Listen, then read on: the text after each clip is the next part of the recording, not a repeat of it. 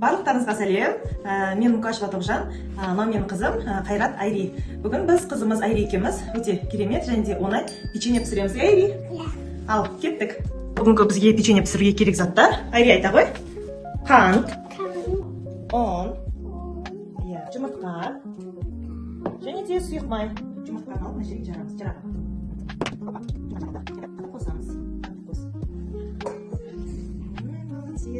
Алды араластырамыз.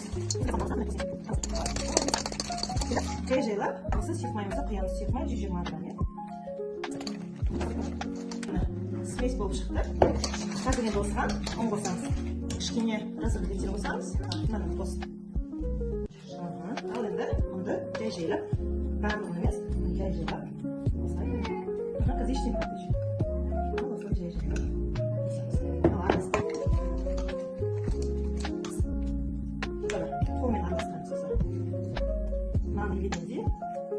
Печенье шығарамыз.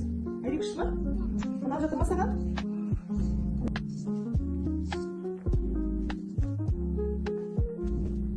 Осылай домалады.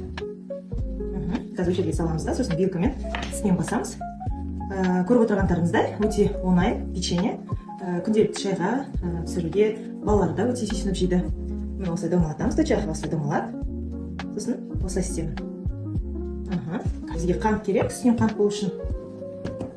Міне қантқа. Қантымызға осылай батырып аламыз, қоямыз, және де осылай печеньенің үстінен басамыз. Ой, очень молодец. Очень просто. Айри, өте керемет шықсың. Тағы да домалатамыз.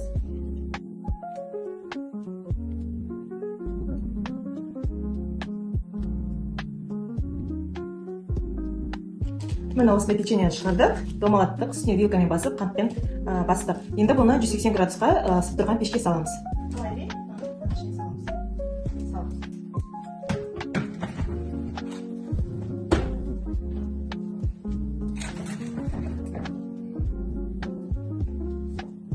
Печеньеміз дайын болды. Айри күшті печенье пісіріп шықты.